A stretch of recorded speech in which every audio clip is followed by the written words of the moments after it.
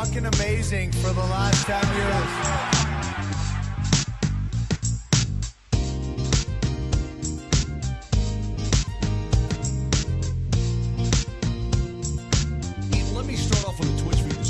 And I got to get the whole name right. Mile High Hockey Lab.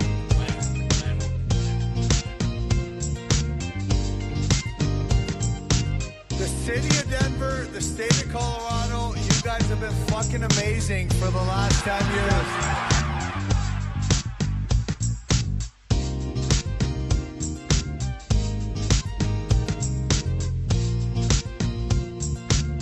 Let me start off on the Twitch feed this morning, and I got to get the whole name right.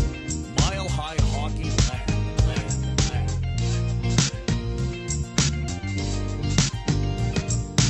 The city of Denver, the state of Colorado, you guys have been fucking amazing for the last 10 years.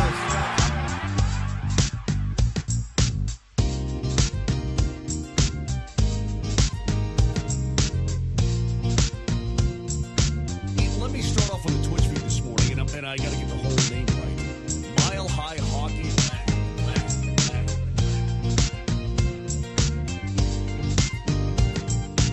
The city of Denver, the state.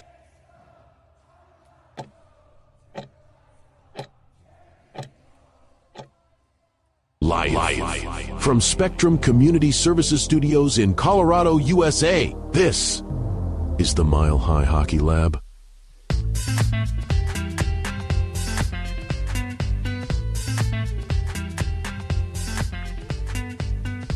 Well, hello and welcome to the Mile High Hockey Lab. My name is Adrian Hernandez. I am here today with Ezra Parter, Jackie K, and Evan Liu. Hopefully, we will also get Brennan Vogt into the room with us to talk all things Colorado Avalanche just ahead of Friday's trade deadline and all the madness that will ensue, including potentially some Avalanche trades, which we will talk about on today's episodes.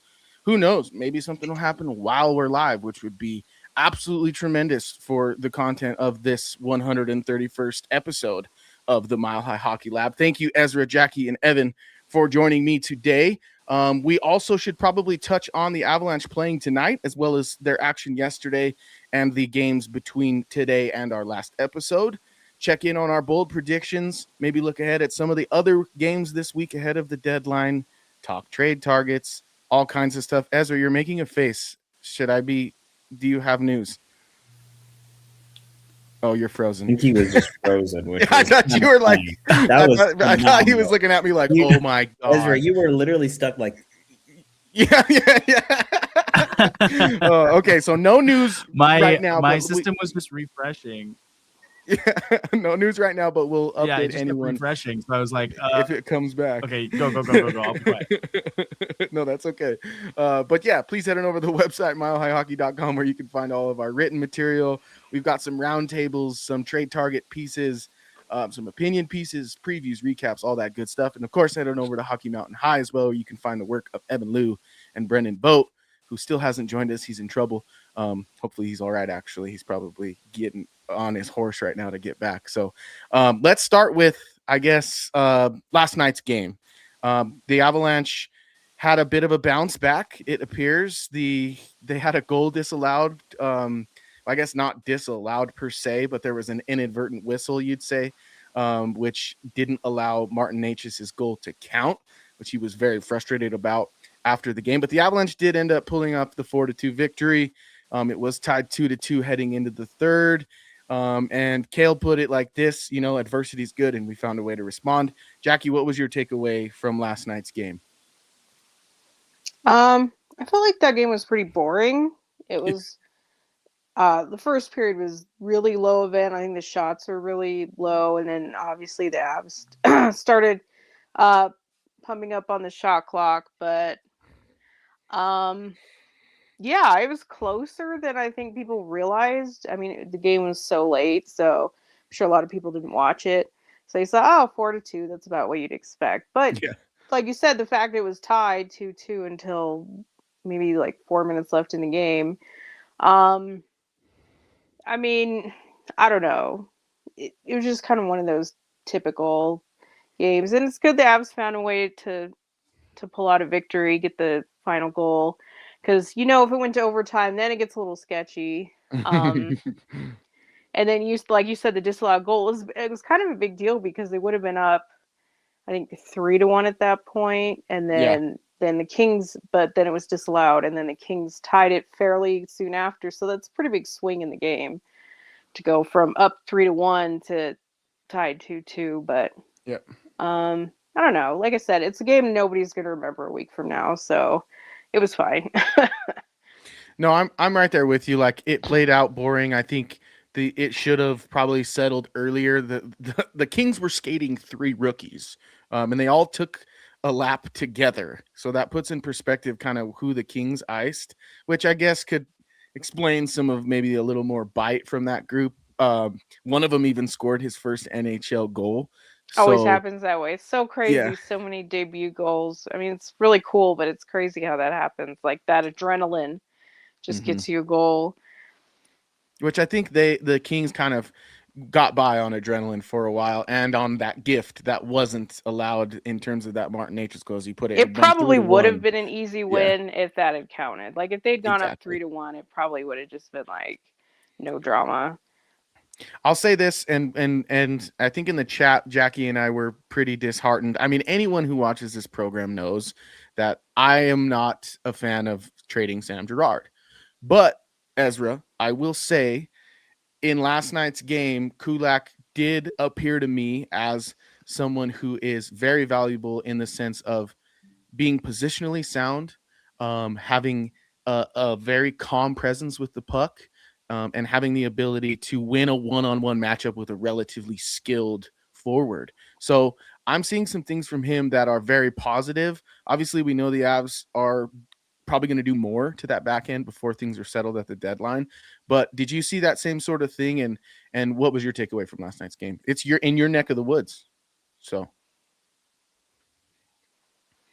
Yeah, I really thought about going, but it just the timing didn't work out because we had another commitment, so I had to watch it late on tape delay. I had to turn on my VPN to pretend I was in Chicago to watch the game, but but that's a different story. Nobody report me, please. I do think Kulak has been wonderful.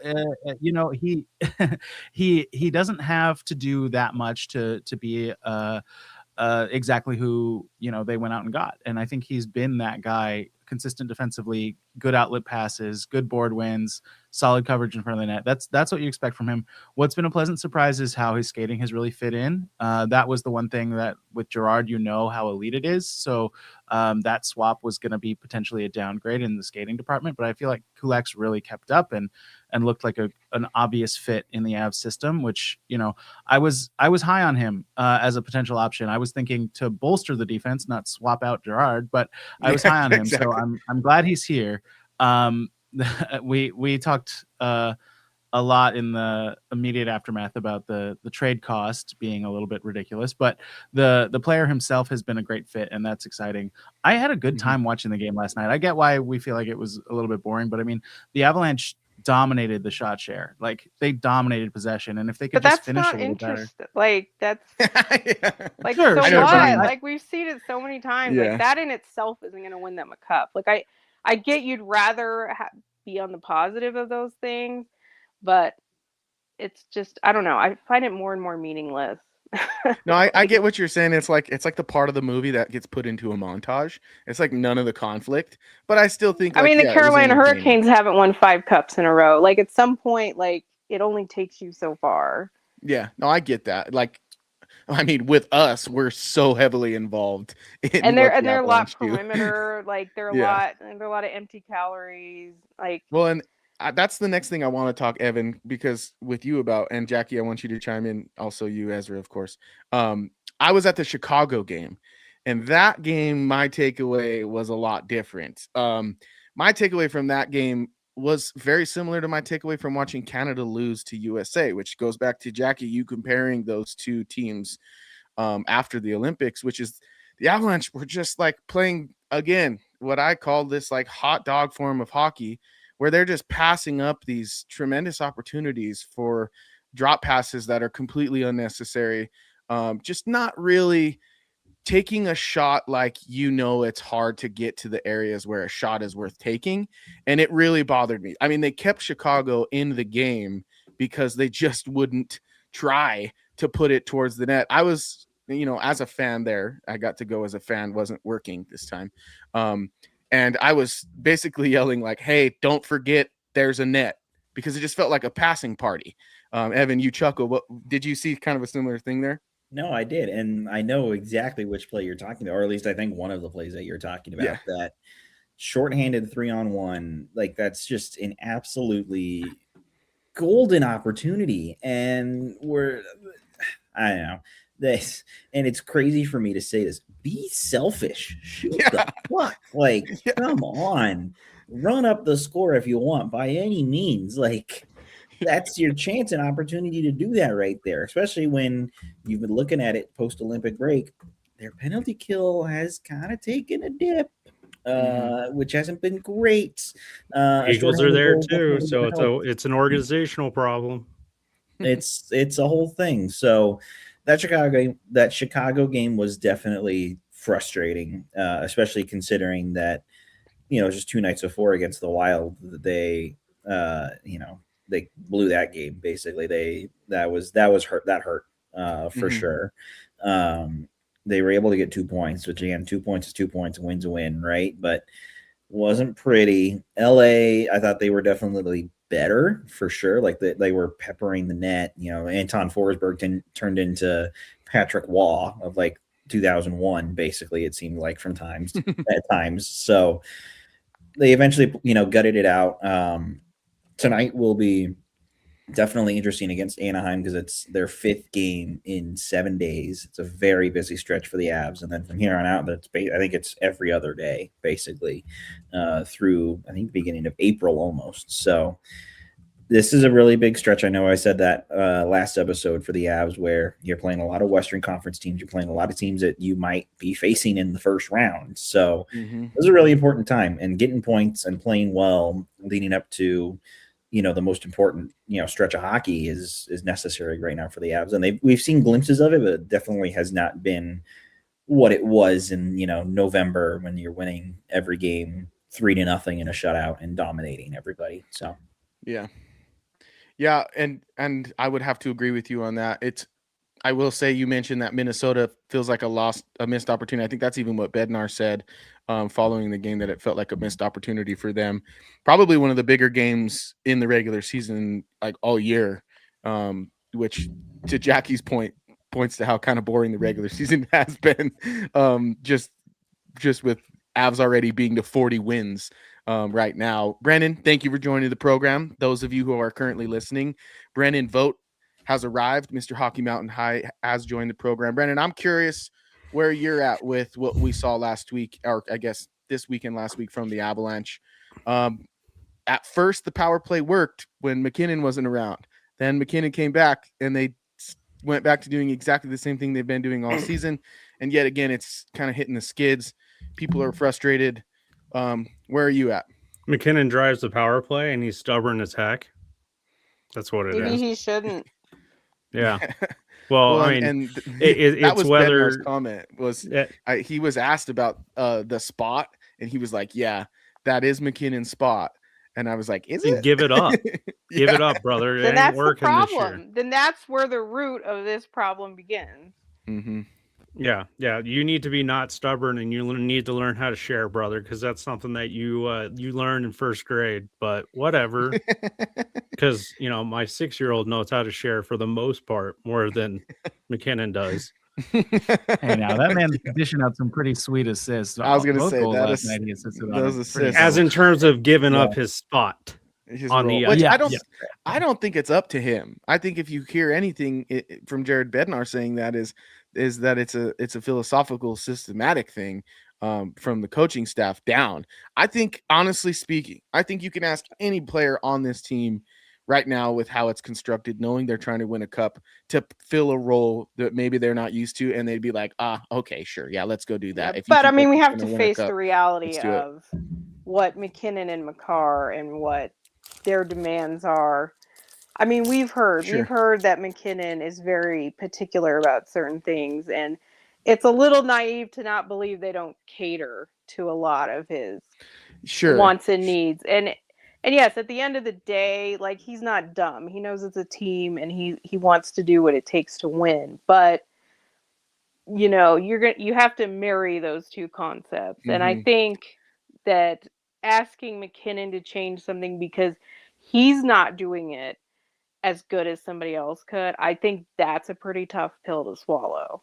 And I think it would be a positive. Like, some people are asking to take him off power play one. Okay, that's extreme. Like, Well, I'm not saying that. I'm just saying I know try we moving are. around. I'm just saying other people. I've seen that. I've seen that in other places that are asking to take him off power play one. Like, let's get real. That's not happening. But like we just said, McKinnon could craft some nice passes. Maybe he could take some inspiration from McDavid in his passes that he saw in the Olympics, and maybe not be the trigger man, because he's never been a superstar trigger man, ever, but on the power play especially.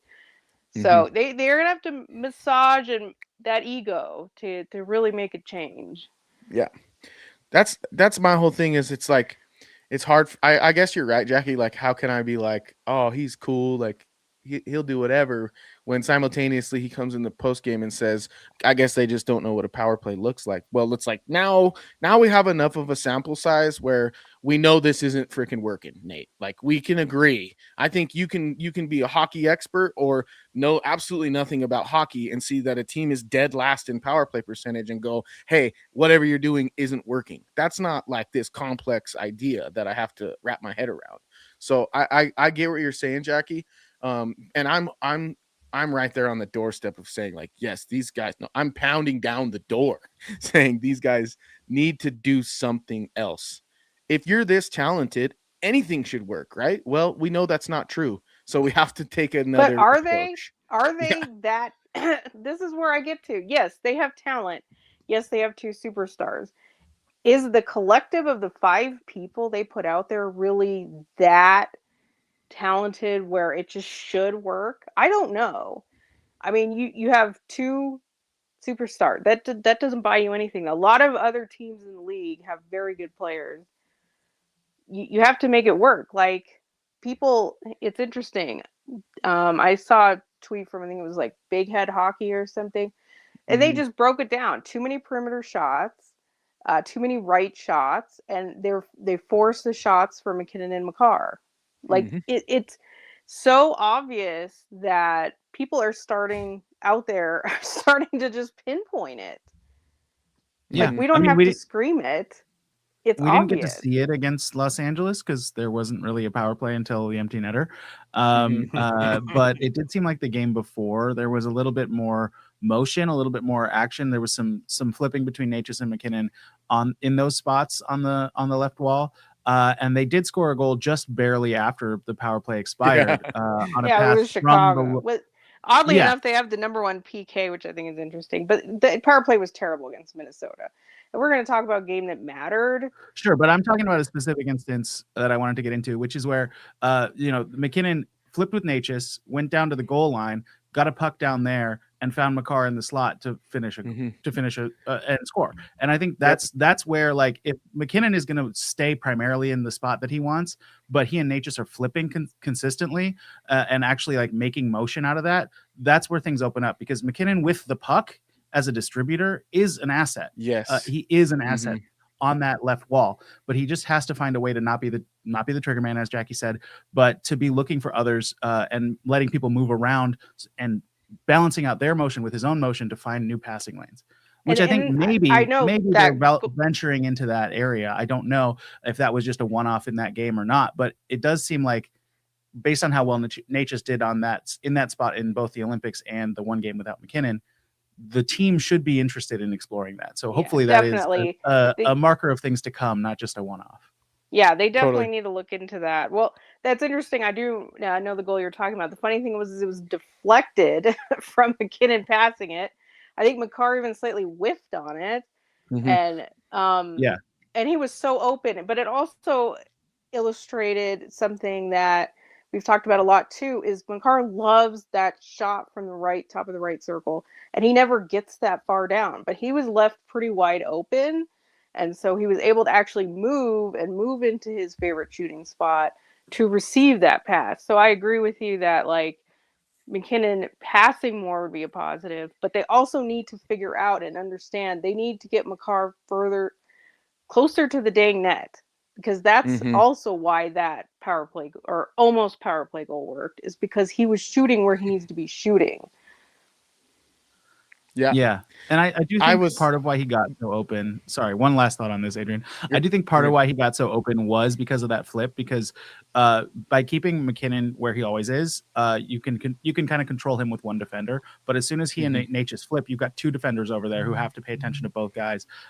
Because Natchez on the other side of the ice isn't very distracting for this particular play to Makar. But you get two defenders having to key on both Natchez and McKinnon, and that does free up that space for Cale to take the middle. So if that's intentional, if that's by design, I think we could see an upswing in how this power play performs. If it was just because of that one rebound went there and it just happened that way, then all bets are off. But if it's intentional, I like it a lot. Yeah, that's how I saw it. I was sitting with some friends and I was kind of explaining to them our thoughts about how the Avalanche power play relies too much on that point perimeter shot from Makar, and how as long as they're going to continue to do that, it probably won't work. Well, then that rebound or that deflection happened, and I'm like, oh shit, it was put below the line. They have to go low to high right now. They have no choice, and watch. And sure as shit, there it was. So it's true, Ezra. Like, it's funny, like the game itself is trying to show the Avalanche, hey, look, this is what should be working for you guys. Give it a go, give it a shot. And I think I'm gonna get things thrown at me. I guess maybe not, since I'm on a screen, but maybe you'll throw something at your screen. But maybe I just need to give the power play more time. Oh my God, that's terrifying. But maybe that is the case. I don't know. But Jackie, I think you have a few more thoughts probably on the matter that if you want to sound off on. Same with you, Brandon, and then we'll move on to, which I'm surprising you guys with this, our wheel of trades. Yes, the wheel of trade targets. So is you're asking me to comment on what specifically? Oh, if you have any closing comments on this conversation around the power play, just on anything you heard there from Ezra. No, I think we pretty much covered it. I mean, I still think that if they don't make any significant changes, I think there is room for a little upwards regression. Like, it's possible they could finish with like a 20% power play, but I think the debate is that really good enough? Is that going to win you a cup or not? I think to have a power play that's going to make an impact in the postseason, I think they do need to make changes. So I know you always hear an altitude like, oh, it's got to work. It's just got to click sometime. It's like, it's just, that's like dumbing down your audience. Like, there's a fundamental issue that they have to address. And like I said, I think there could be a little bit upwards regression. I think they're due for a few, gimmies, deflections, things like that. But like, it's fundamentally broken, and until they address that, it's not going to get significantly better. Yeah, that's fair. That's fair. Brandon, anything to add? No, I think he's moving. I was going to say more that they need to stop shooting from the freaking perimeter. They've been doing it for too long. They need to start tearing it a little bit more inside, because I've even noticed this, that on Money Puck, that Cale Makar has been shooting the puck further out, and that's part of his problem, that he's been, on average, each shot is 6 feet further than last year, and I think that's part of his problem. I mean, in 6 feet, how many bodies can you get in that 6 feet? A lot can happen in that 6 feet. Even if you're shooting at like 90, 85 miles an hour or whatever, but still, a lot can happen in that 6 feet. So Makar in particular is kind of an interesting conversation at this point. It is about the power play, but it also isn't. Like, and I think that's a good point about how he's shooting from further away. I looked, even at 5-on-5, he's hitting the net under 30% of the time. I mean, that's just unacceptable. So it's kind of like, if he finds his shot again, on 5-on-5. I think it will help the power play, even though, as we discussed, the power play has limitations. Like, you see him skating around the back of the net, and you're like, okay, and then he just goes back to the point with the puck. It's like, no, stop. Maybe he's trying to adapt his game to be more defensive rather than offensive. I don't but think it's like so, because his defensive numbers a lot of their numbers have been masked by that dominant November. But if you take out, from January on, McKinnon's under 50% expected goals. McCarr's numbers are down. Tays' numbers, which we know is a small sample size because he was injured, but he was at like 44%. So, there's something happening there as well. So I don't know that he's been better defensively. I just think he's been in a funk offensively. And you just can't have him with under 30% of his shots hitting the net. Well, and I feel like also during on the power play, it's gone more to shooting on the shooting off the board. So like Natchez and McKinnon rather than McCarr on the blue line, because it feels like he's not taking nearly as many shots, which is true, at all on the power play. Whereas, it was going back and forth between him and McKinnon. McKinnon would take a shot. It bounced back out to McCarr. He'd rip a shot. It bounced off to McKinnon, and he'd take a shot. And it used to be that way the last couple years. And then Haskell, whatever his freaking name is, he shouldn't be here. Yeah. Shouldn't even be here, but he changes it. So now McCarr is not even really getting a chance to shoot on the power play. And that was one of our offensive issues, or not an issue. He was just one of our offensive power play things that we needed. So forgive me, for getting worked up, but it's also affecting my fantasy points. Forgive me for getting mad, but I have Cale Makar on my fantasy team, and I need where's Makar? Well, in that case, let's move on to Jackie's least favorite thing on this show, which is the trade deadline and our wheel of trade targets. I've included some Avalanche players as well as trade giveaways. And then I put in spots for random forwards and random defenders as well.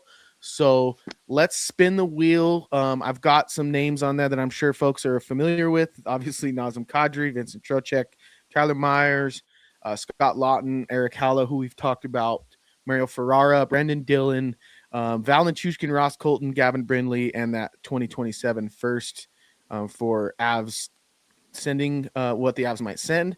And then I have those random forwards and random defenders. So how dare you put Honey Badger in there?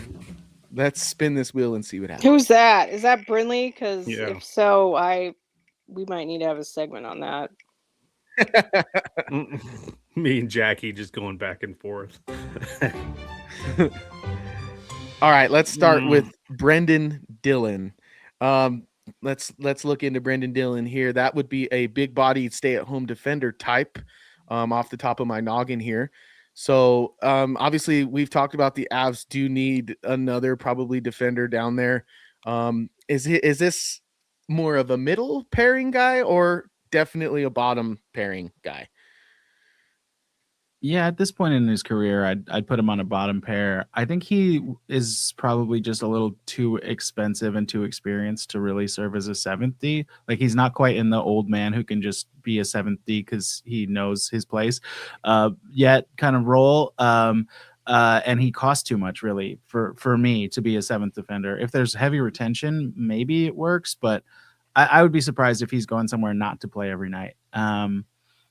So for me, he seems like not the right target, but he would serve that like mauler kind of role that they don't really have somebody to do other than Josh Manson. So in a sense, there's like logic to why you would want him, but to me, he just doesn't seem like quite the right fit. He's not on my radar. I'd agree with that. You have to share the contract that he's on because I don't know. He's on a 4.5.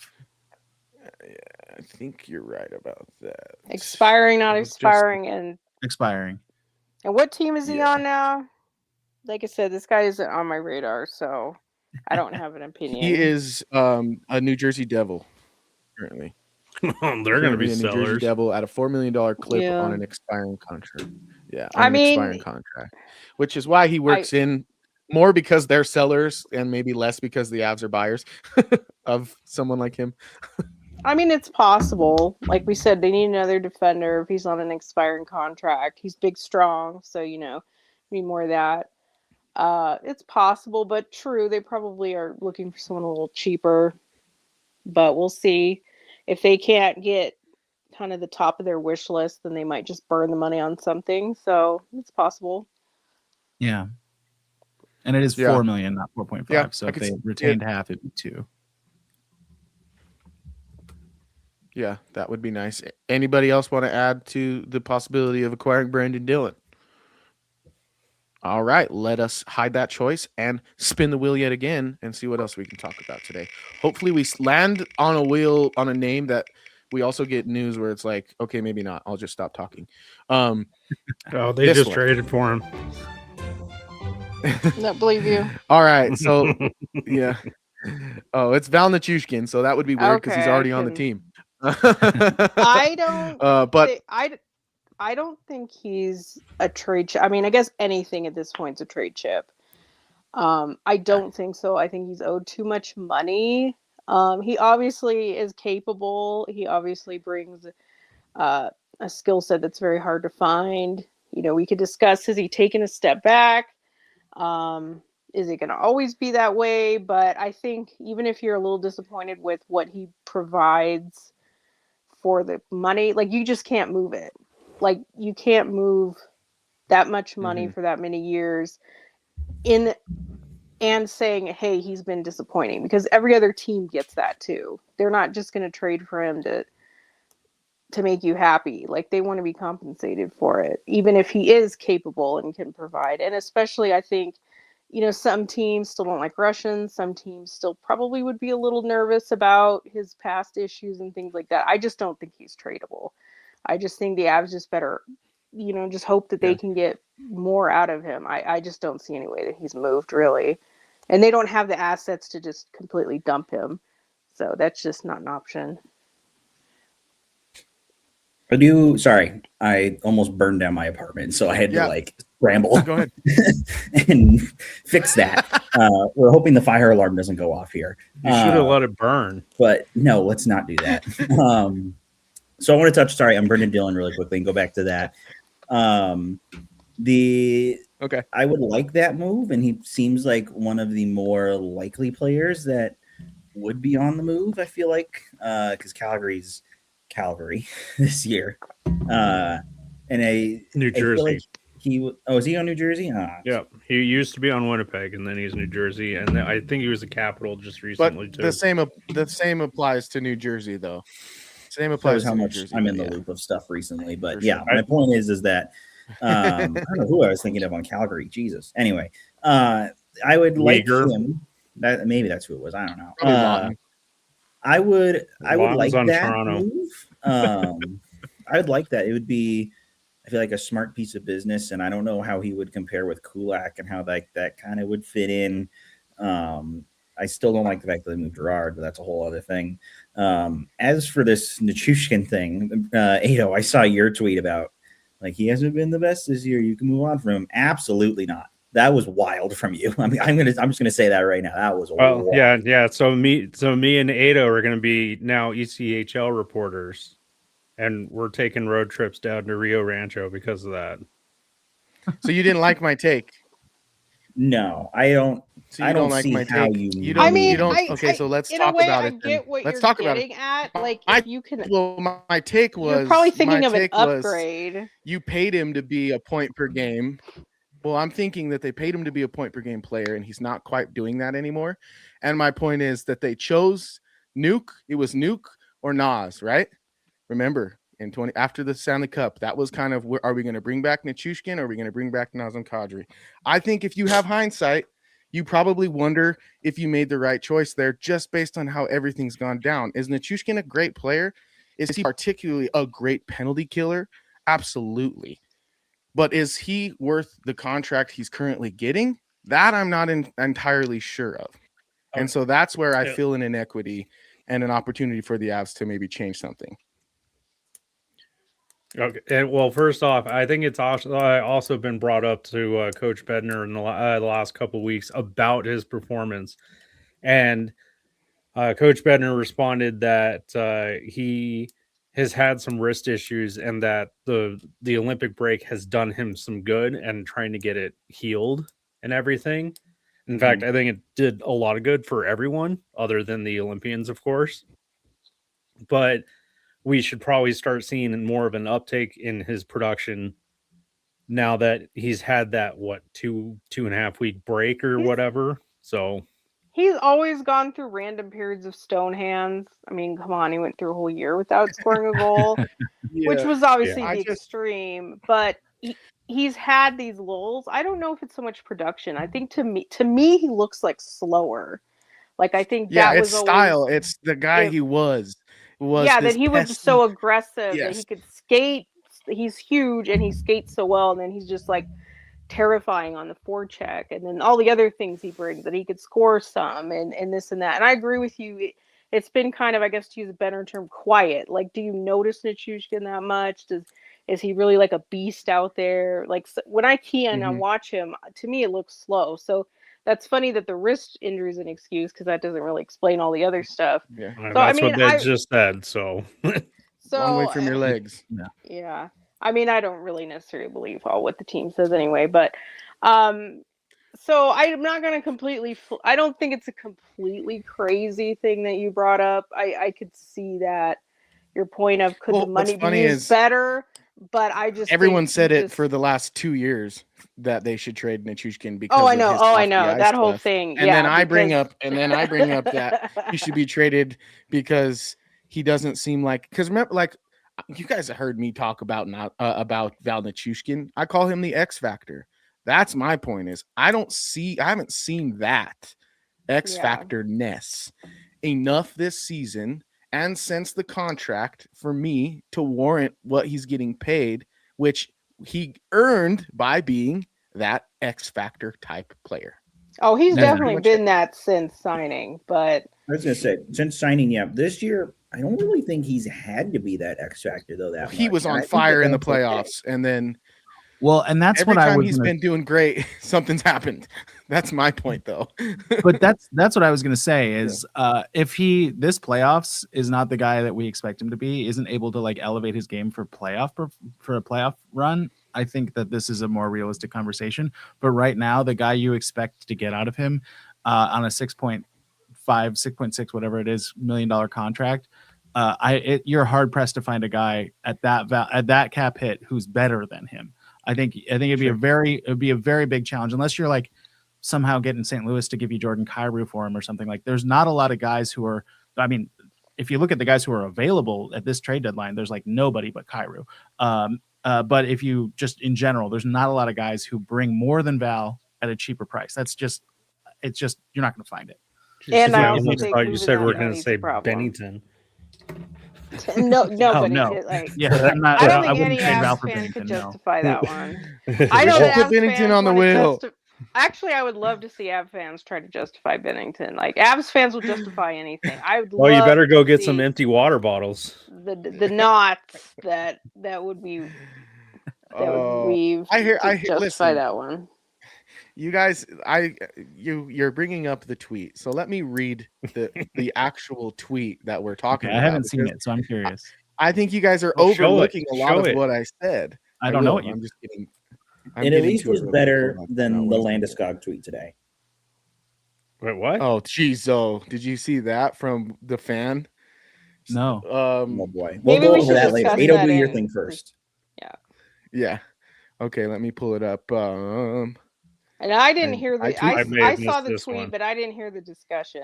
So I didn't really want to hear it. So if you could just summarize what their point was. Sure. Here, I got to share my screen. Stand by. So you can see my tweet. Okay. And then I will zoom in so you don't see other things. All right. So I keep telling people that an Nichushkin trade would surprise me, but I don't think it's off the table. Haven't we haven't seen the X factor part of Nichushkin's game in far too long. I don't think that that's that crazy. I think No. that checks out. I Sean- didn't say trade Val now because he sucks. Right. And a lot of people that's reasonable. Yeah, and in I the get where you're comments, coming I think from, we have but some reasonable I think responses. the money Yeah, part of it is so prohibitive that it's not happening. I think that's fair. I think that's the key part of this. Is just there's no way it's going to work out.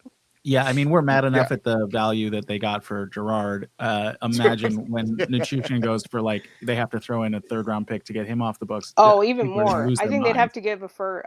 They'd have to. Give They just so don't much have to any get rid of first. That's that why I said money. 3rd. But yeah. Yeah. And then No. some guy was like, "Well, you might as well be an ECHL reporter for this take." Oh, and it's like, I saw that. whatever, dude. And then at that point, I think I public jumped in. reporting I on the said, "Hey, ECHL? hey, Ado, I'll pick you up on the way down, and to Rio Road Rancho, and starting next year, we'll do the 7-hour just- drives together." Guys, I say this every deadline. Everyone says this every deadline. When we have our own version here in Colorado, maybe not quite to this scale, but Wayne Gretzky got traded. 1. 2, Mikko Rantanen got traded. So, Yeah. and I understand it was in a contract year context, completely different. But that's just the point I'm trying to make there is like, no matter how beloved a guy is to Avalanche fans, this management team is Oh yeah, nowhere, you shouldn't does have not any consider attachment that anymore, at all. like ever. Like you should not be. Yeah. Nobody should be buying a jersey. Nobody should have any attachment. Yeah, like that. That ship sailed long ago. That's for sure. Anybody can be traded. Anybody other than McKinnon and Makar absolutely could be traded. But the thing is that how much is it? You can move money. It's just how much you have to pay for it. Anybody can get that's traded, fair. but what are you giving? How much do you have to pony up to move them? And the Avs don't have And much to pony up. How are you going to upgrade on them if you move them? And that too. Because I that's think the they're thing with Val. It's like you're not going to upgrade. Where are you going to get better? Yeah, that makes sense. That makes sense. Well, and I think All right, well, then- Garland even said that it's like we're not looking to upgrade. The But only sure they thing are. that everyone's always looking to upgrade, but it's like, dude, quit taking your foot out of your mouth. That's why I made a Yeah. McFarland bingo card. I'm ready. I heard him yesterday. We already hit a few of them. We're definitely getting a bingo by the end of this thing. All right, here's the other thing that Evan brought up, which I do want you guys to listen to this blasphemous take. Oops. I may have missed this one. Listen to this blasphemy. Yeah, get ready. Enjoy. Prepare yourself to be quite angry. Who are these Here's people? what I'm saying about Gabe. Okay, Keep going. No. Here's what I'm saying about Gabe. The reason why I say and I acknowledge Gabe's leadership is because if you didn't think about the impact he makes as a leader and you were just left with who he is right now as a hockey player, you would be forced to say Gabe Landeskog has been a massive underachieving disappointment this year. Here's a guy who's one of the top 5 highest paid guys on your team. He's making $7 million a year. I don't want to hear about the fact that he's been, all the time he's missed because Mark Schlereth, what do you always say about somebody who's out there playing? If you're good enough to be on the ice, you're good enough to play at top level. And produce. Yeah. And be expected to produce. Yeah. Okay. Especially for what you're making. So for a guy who's making $7 million a year and has 8 goals and 19 assists this year for just 27 points, for what he's being paid, he has been an underachieving disappointment. Here's Well, there you have it. Oh, I've got some takes. I wonder if these So guys that's watch the- hockey. I mean, I don't care if they watch me. I've got some takes. That's 104.3 The Fan, Denver Sports. I believe that's Mike Evans of 104.3. Does The Mike Fan, Evans along play with Mark hockey? Schlereth and Brandon Definitely not. Stokely. I know Schlereth and Stokely are former Broncos, so I mean, right on. Love the Broncos. Maybe don't talk about this one unless you maybe look into. Because my response was, I told him like, let me learn you up a little bit. Gabe Landeskog is currently playing with an injury. Recovered from an injury that no one before him had ever recovered from and played after. So to call him a quote underachiever is comedy because literally no one has ever achieved what Gabe Landeskog is currently achieving. So And Wait. then first off to be off the ice for 3 years in a game situation. Yeah. And then come Well- back and be expected to throw on 20 goals plus or something like that. I mean, what to him is achieving, because Yeah. getting one goal right now is overachieving Mm-hmm. in my eyes, because like you said, what he has done, no one else has ever done before. Yeah. But if And we at take this- out the participation award part of this, like, Yeah. yes, as Avs fans, him being able to play at all is a miracle. But okay, we just spent 10 minutes talking about how Nichushkin is disappointing, and he has 35 points. So I mean, my reaction to that was, I disagreed with that. But like I said, we just spent 10 minutes discussing how Nichushkin has been Sure. disappointing. So There's a in beauty of way, expectation, though, right? Is it fair? I mean, he's making more than Nichushkin, and that goes back to exactly what I expected. How much did I really expect? I mean, he's 33 years old now. Let's just take out the part of the miracle return. He's not a top line player. Yes, he's getting paid $7 million. I wouldn't really classify it the highest. I think some others have bigger expectations. But I think at his age and the stage of his career, 20 goals would be nice. But I mean, 27 points, like he's a little bit better than point per game or half point per game. I mean, that's kind of what I expected. Yep. Yeah, and I Which think is- like you don't need to take into account the context of his injury to look at his current season and take into account all the context of the season, which is he spent the first few months getting acclimated to the NHL again. Like that is so important to think about. Like it's not like this is a guy who we can leave the injury aside and say he needs to play at his peak performance. Fine, but like he has to have time to get there, because nobody is capable of just immediately going back into the lineup after that long. I mean, he's 33 years old. He's not at the peak. no Like, 33-year-old is going to be performance of able to what do he's that. capable first off. right now is a solid contributor in a middle six, who's moonlighting as a top line player because he's the right fit for that line right now. I mean, And he playing shouldn't pretty be. I well think there, that's being too the much. defensive consciousness of that line. And you see it in just the results on the ice. The times when the Avs struggled are the times when he was out of the lineup. I think that's a huge factor. Yeah. Counting And then stats not to aside, mention- On top he's of been that, an once important he piece. was actually starting to get really starting to get reacclimated, he got injured. Yeah, He broke some totally. ribs or did whatever he did on his upper Who knows? body. Yeah. They never said exactly what happened, but we can only think it was broken ribs. Yeah. I've been through this situation before. I had 2 back surgeries and I'm still not back on the freaking ice.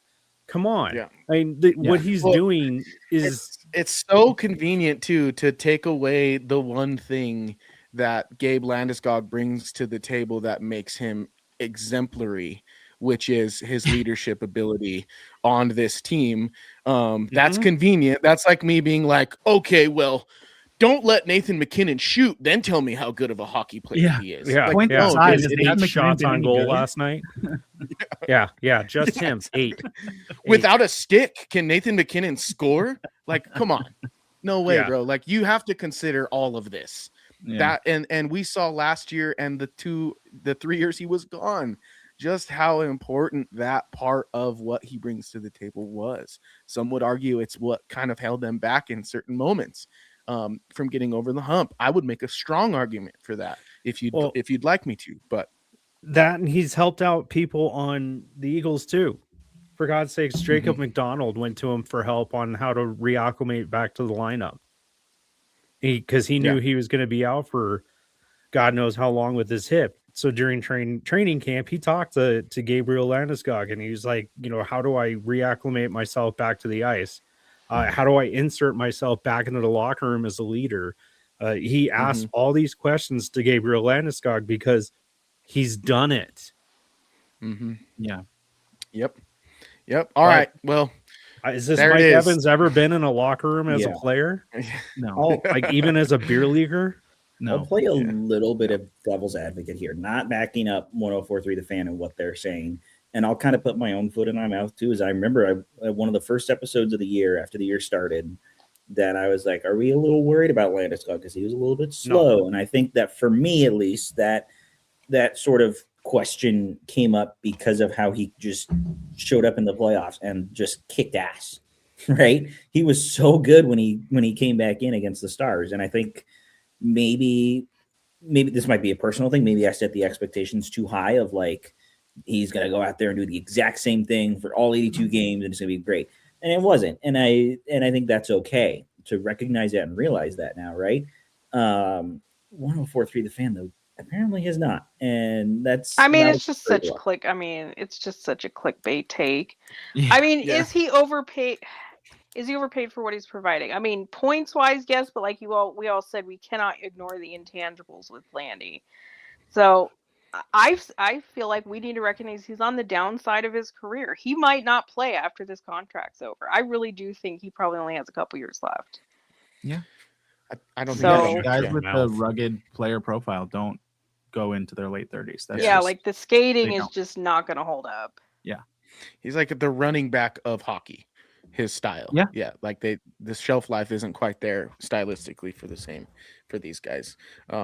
That's why you'll see Kucherov play until he's like 80 because he doesn't touch anyone, so he'll be never good. taken a hit.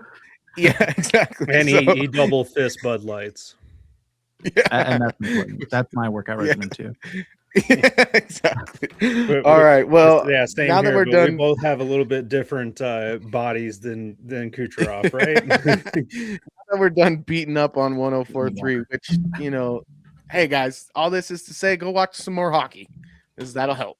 That's all. That's how we'll wrap that up. But and if anyone should know how difficult it is to come back from injury and be a leader, it is the two guys on the bottom of that screen. yeah, And the Schlereth two guys so who have won Super Bowls. Because And didn't Stokely win a Super Bowl with the Broncos? Yeah. I think so. He was I'm on pretty the sure team he and had. I know sure. Schleier did because my wife was Yeah. in his, the kids' class when he did.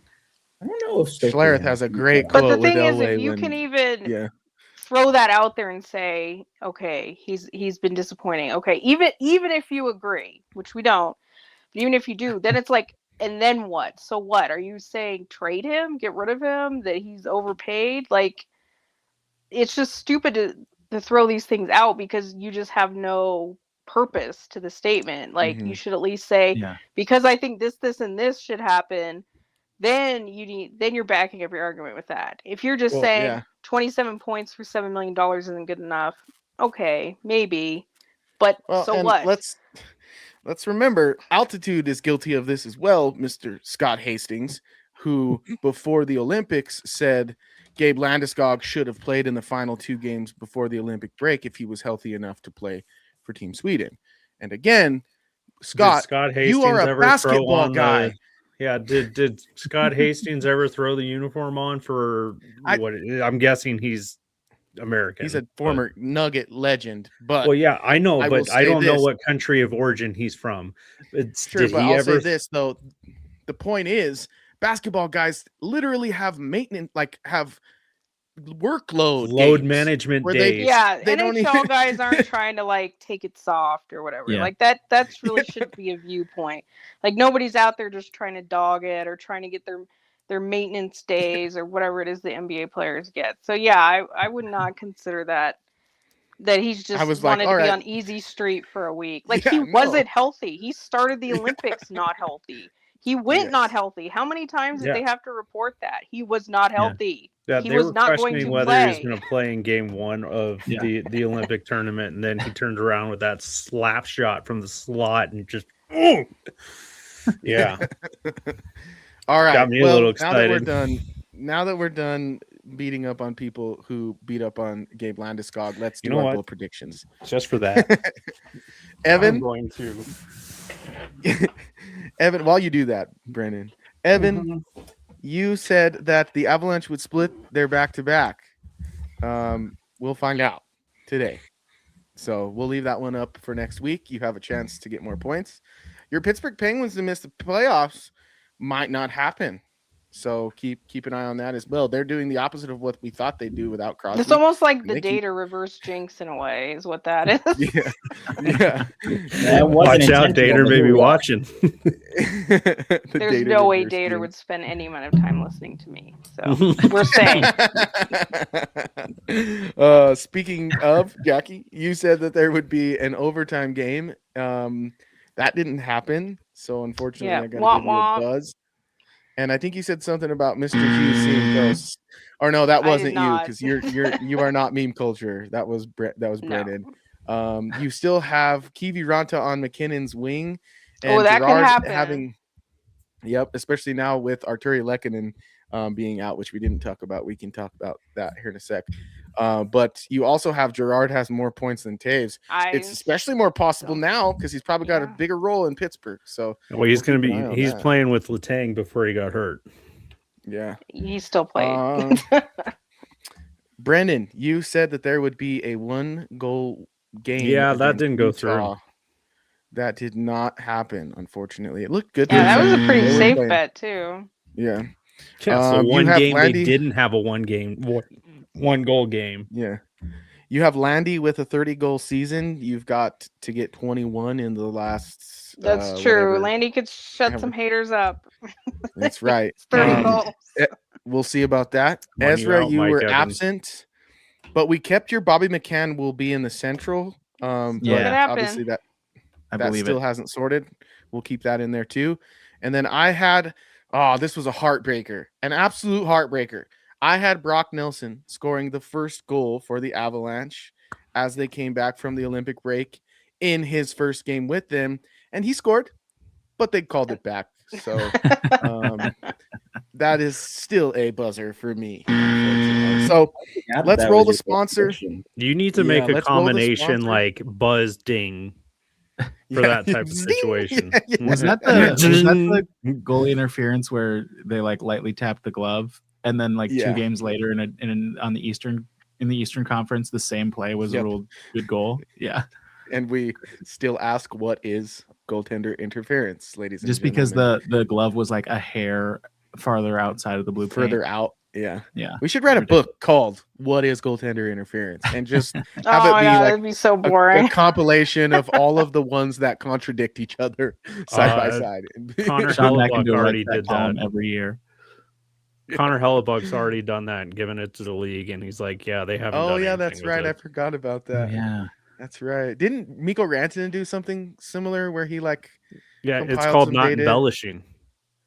Yeah, he like compiled some embellishment data or something like that. Yeah, something like that. I don't remember. Maybe I'm misremembering. Awkward Let's draft. roll the sponsor, and while I do that, you folks think of your bold prediction for this week. Sound good? Sound good. I have all of these drops from the Olympics show. Here it is.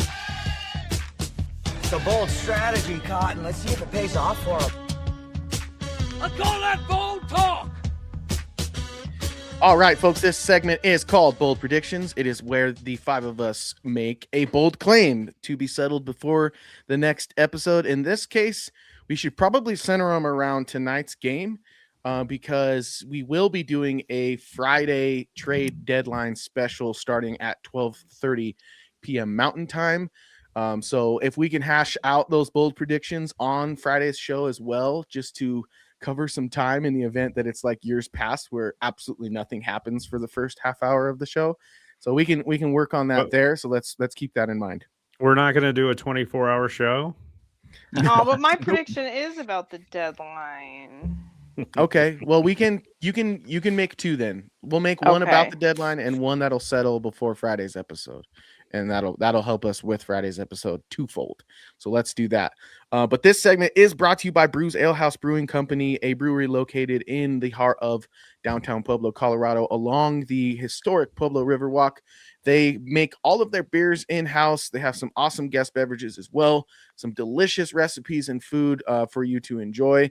And of course, they have the games on TV every time you're there. So please head on over to Brews Ale House for some delicious food and beverages next time you are in Southern Colorado. Okay, bold prediction time. Let's go, ladies first. Jackie?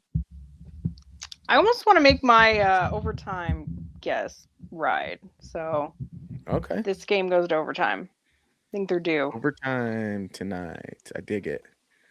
Okay, and then do you want to do your deadline prediction? Yes. Okay. I want to start this by saying this is not a bold hope. Okay. Okay. Oh no. Oh, no. Boy. Are we sure we don't want to roll the bones to pick before this? I'm just. I mean, it could apply. It could apply. So it's up to Roll you. it. Oh, There's gambling and alcohol, and it's in our dangerous warehouse. And it's a school night, and Hooters is catering. Is that enough? Is that enough? Jackie's bones to pick. Why are you the way that you are? Another combo, just like last week. yes. And just like that, it's Jackie's bones to pick. Jackie, what you got? I hate to do it to him, but I think you guys know it's coming. Mhm. That Brindley will not be on this team after the deadline. You shut your mouth. Now, Honey will badger preface don't that- care. I will preface by saying if he goes to the Eagles, my prediction counts. Mhm. Saying he will not be on the okay. Avs Okay. after the deadline. Yeah, he's I think he is waiver exempt, so they could get him down easily. And okay, look, he scored the game-winning goal against Chicago. That was great. He played 3 minutes and 26 seconds in that game. After he scored, not a single shift. Last night, he played 7 minutes, which was actually 2 minutes less than Bardakov. Yeah, that's what I was gonna say. And Lehkonen got hurt. No extra minutes for him. They just, this is painting the picture. Like, they are ready for him to not be there. Well, they need to get him down like now. So that he can, because there's a rule that Because you the have Eagles to be are on, banged up. Well, no, they have a million forwards. Just there's a rule that you Uh-uh. have to be on the AHL roster as the deadline passes for you to be Yep, able gotcha. to participate that and in the AHL playoffs. I'll send you the link really quick, Ado, and you can pull it up from today. The the health report for today. So give me 1 second. Oh yeah, here. I saw that. That's why I mentioned that the Eagles are banged up. Holy They have 3 crud. million forward. Like, they don't need another forward. They can even played have 11-7 today. 10 forwards hurt. They have a million forwards. So they're not going to do that because of the Eagles. And they could trade for as many minor leaguers as they want. They already traded for Toporowski and Pustinen. So yeah, it has nothing to do with that. It's that I've been wanting to see commitment to Brindley this whole year. And yes, he is still here. So I acknowledge that. But his usage, especially this week, is very troubling. Mhm. Yeah. I didn't Well, even look at that, and that is frightening indeed. Yes. Taylor's hurt. Frightening That's indeed. news to me. That Taylor McCarr is hurt. He got Oh, hurt really? last McCarr game. got hurt? Yeah, Oh, I didn't see that. Yeah, because I one don't know how to spell, and then two, Yeah. it was on the last game, so I didn't report it on it, but Marie was on the last game for us. So Gotcha. I think he ended up finishing the game. He just may have gotten banged up during the game. Barbelet is out for family reasons. Someone's sick in the family, so he's going to be out for an undetermined amount of time, because that same thing happened with Cal Burke. He was gone for 2.5, 3 weeks when his mother got really sick and ended up passing away, unfortunately. But that's unfortunate. And then, gosh, let's see. I didn't see let's that. save If that. you can All pull of it- that is to say, all of that is to say that Brindley could be used down in the Eagles. He and they could gotta do it be, before and the deadline, yeah. unfortunately, they're choosing not to play Cooper Gay for some reason. I don't know why. He's just They never liked him. They haven't liked him since like camp. They just, I think, every year Bednar like nopes one guy. I think it was like Wingerly that one year, and in camp he was like nope, and Gay must have done it too, because like Bednar totally wrote off. I mean, some he random played people really off. well in his games that he played last season. That's the thing. And then Addard's out. Felber's out. Prishpatov is out again. Yeah. Kempf is coming back from shoulder dislocation surgery. Steinberg, and Right. Kelly had double knee surgery. So yeah, he's out for the whole Yeah. year. Like I said, all that is to say they could use him down there, baby. So Yeah, that would be yeah. nice. It if would be they nice to get did. some injection of speed with Gavin Brindley. He'd be getting first line minutes. I can guarantee it. You know who actually For doesn't sure. get injured? Ivan, but that doesn't matter. No, he just sits his tail in the box. Yeah. Well, let's get your bold prediction, Brennan. What you got for me this week? Well, so Two of them. I was gonna One to two sort of them? tonight, one Oh, to sort at the darn. deadline. Yeah. Okay. Let's Keep see. them NHL this week. NHL. Well, Yeah, they don't 'cause we got play. the deadline. Both teams don't play till Friday, anyways. After tonight. Perfect. So, Perfect. let's see. 3 goals allowed on. I'm guessing it's going to be Dostal playing tonight, right? Probably. 3. We don't have 3. that officially yet. And one of them being a power play. Okay. There's bold right there.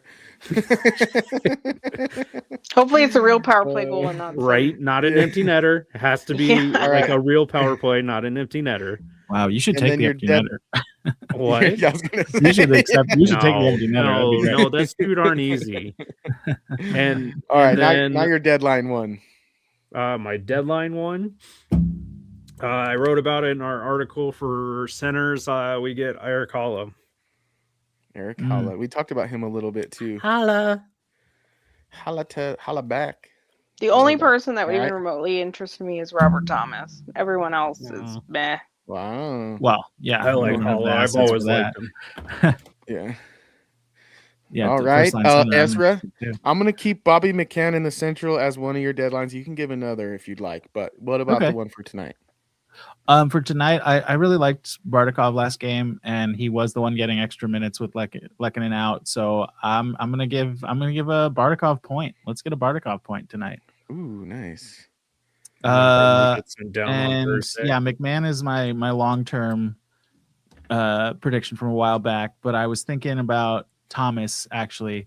I think Robert Thomas ends up on the East Coast. That's my other. You thinking Buffalo? You think that I really, rumor's really true? am. I really, really am. I really am. I mean, that'd be a nice addition for them for sure. I could also see him Yeah, ending up Buffalo in, could on do the it. island, New York. Buffalo can do it, guys. I believe in him. And speaking of Buffalo doing it, Evan, you're up. I was Do gonna it. say, yeah, Sabres fans would be thrilled with that. I'm sure. I'd have good conversations on campus with people. Wouldn't it be crazy if Buffalo's top 2 centers were Tage Thompson and Robert Thomas, the Blues' top 2 yeah. centers from 6 years ago? Or whatever? Yeah. Well, Yeah. Center prospects, I Paige should say. Thompson's not going to win anything in Buffalo. He's already said that. That's No, true. so- Sorry, Evan. Go ahead. I don't know. If you guys heard that about what he said? Yeah. I did not. Well, they're the on a only- roll, so whatever it was is probably taken out of context. Okay, Like, so- why so would It he? was a long time Well, ago. no. The only reason he went to the White House is because this is going to be his only chance. To I don't think to he go to meant the it White like House. that. Yeah, if but if people it's want to dir- think about it because he's saying he's never going to get there because of the cup, then that's come on. That's come the on. way some Buffalo fans took it. I know. Well, there's a lot of idiots on the internet that have their own realities. Okay, hold on. You don't So say. I want to double Yeah. check Ado. We're making bold predictions on Friday during our show too. So no, we'll settle the ones we make today. We'll but probably make some more on Friday. We're making new ones. That's what I'm asking. Okay. Yeah. We'll make Yeah. new ones. Okay. Because I have a really good one for next week, but I didn't know if I Okay. could show it now. So you mean I like have you next down week's right now. games? Next week, I think a week from today. Because Okay, I but you I mean probably won't be on the show, but I'll make it on concerning Friday. Next week's games or whatever. I'll Yeah. make it on Friday. I'll make that bold prediction. Okay. on Friday. As for tonight, Spoilers game. oh gosh, I don't even know for tonight. Screw it, because he got called up and I was intrigued by it. I don't really know why they called him up, but sure, why not? Jason Poland gets a point. Because he's gonna be the #1 star of the month. Oh, Yeah, you obviously have Uh, not been paying enough attention. I have not. No, you're To right. the Eagles? I- No, nobody does except for you. I mean, Brandon. You like watch 7 your points mouth. for the Eagles is mind blowing. Actually, if you get 7 points in a month, you're like mind blowing. Brandon, Listen, I only I have gotta- so much computing power up here. I can't watch it all. All right. I've also had a whirlwind of the last like 3 weeks with stuff, so I've barely kept up with the abs. So yeah, I'm not even complaining about Poland. Whatever. At least they picked somebody that deserved it this time. Yeah. As for a trade deadline prediction, I will say that Ross Colton will still be a member of the Avs after it's all said and done. I know that he's kind of been the big that's not bold name that's enough. been thrown around that the Avs could trade and whatnot. I don't Maybe think this that's is just bold a gut enough. feeling that he stays. I don't know. Yeah, I mean, You got to combine it with I- something else. Then yeah, like doesn't he quite work stays, for but me. they trade for a center, at least something like that. Like I didn't think anybody that. that's making a good amount of money is probably more likely to stay than not. I think they'd love to upgrade him, but the money and everything has to be like the perfect trade. The money has to work out. Everything. I mean, I Come think back it's to me then, Ado, full- if that's not yeah, good enough. Okay. Yeah, sorry, back. Evan. I mean, you gotta it's- try again. Come back to the table. We'll be all right. I'll give mine in the meantime because I think everybody else is gone. I'll say this tonight: we're getting the Gabe Landeskog hat trick. Ooh, wow. That's gonna happen. Which And one then of He I you saw what say they is said on the gonna fan. be He's like, that- hold my. Yeah, exactly. I mean, he that does happens- listen to Locked On Avalanche. Why wouldn't he listen to the fan? Which one of you two would be like the most mad online person? If Landy, Oh, me the for most sure. petty. Me. If Oh, for if sure, me. I'm Landy allowed gets now, the hat apparently. trick. Yes. So that's mine for tonight. Gabe Landeskog, Hattie. Ado predicting a Hattie. If you watch the show, you know that's what I do. Deadline. My deadline prediction is that a rostered Avalanche player that you love will be traded. Is there any like who would that even be? Who even qualifies for that? Hey, I love all my Anymore. little guys. Yeah. I'll say like someone that you would consider a core piece. There isn't any. Or fringe core. Yeah. Not you, Jackie. Maybe someone else would consider a core piece. All right, Evan. I think we've given you You enough really time think they're to going come to up trade with Parker your Kelly? Not the way I he's been mean- playing, their favorite player. right? I And mean, then watch right. the altitude That's kind of the broadcast state of the lovability themselves. of this team. If that's like your guy, really. Yeah. Yeah. Oh, I was joking. All right, Evan. What you got? I couldn't. This is the best one I could think of, and if Okay. it gets shut down, then I don't know what I'm going to make. Then you quit. The The Avs will make a Avs- trade. the Avs trade for another defender, and not another forward. So I don't And think not they make- another. That I would be don't- interesting. I don't think they Don't make a shock me. move for a forward. I think they make a move for another defender. Is that That good would enough? Yeah, no, I That's would be really very bold. surprised To if me, they that's don't really add a bold. forward. Well, Love they're it. sitting Love it. currently with only 6 defenders on the team right now. Oh, yeah. Yeah, they need but a what about defender for sure. McDonald, like you said last week, Brandon? Come on, man. He's not ready. He can't yet. even play consecutive day games. Not so right now. Yeah. All Yeah, right, I well, think- folks, I- there you have it. I think they're gonna make 4 That is- trades that impact the Avs. 4. Yeah. Yep, 4. That's Whatever is bold. going to happen, it's all going to freaking happen at Add once, that to the apparently, list. because usually trades come in like on Sunday, the Sunday I ahead am of trade deadline surprised. week. Not a lot of action so far. So, folks, keep your eyes peeled onto the newswire. We are ready for an emergency podcast if a trade requires such a podcast. Yeah, That good would be enough. that would have to be a pretty big one. With Probably our have to be show like Kadri set or up. better. Yeah, with our show set up for Friday, it's going to have to be a pretty big one for an emergency pod, but we will be prepared if that happens. So be on the lookout for that. Please come and join us for our Friday broadcast around the trade deadline for your Avalanche focused trade deadline content. We'll be counting down the last half hour to the deadline at 1 p.m. Mountain, and then we'll go beyond that for about an hour or so to discuss all that has happened and to look at the Avalanche as a whole. heading into the playoffs and the playoff push. It's an exciting time to be an Avalanche fan, folks. Please do me a favor, like, subscribe, and share this content with your fellow hockey and Avalanche fans. Head on over to the website, milehighhockey.com, where you can find written material by all of us here. And then, of course, you can find written material by Brendan Boat and Evan Liu over there at Hockey Mountain High. Give all 4 of my esteemed colleagues a follow on their preferred social media platforms, and just be happy people out there, my friends. It's a wonderful time to be alive. Yes. So until next time, I think I will sign off for my colleagues, one Ezra Parter, Evan Liu, Brendan Vogt, and Jackie K. My name is Adrian Hernandez. This has been the 131st edition of the Mile High Hockey Lab. And until next time, go Avs. Brad Marchand. Thank you for tuning into the Mile High Hockey Lab. Be bad.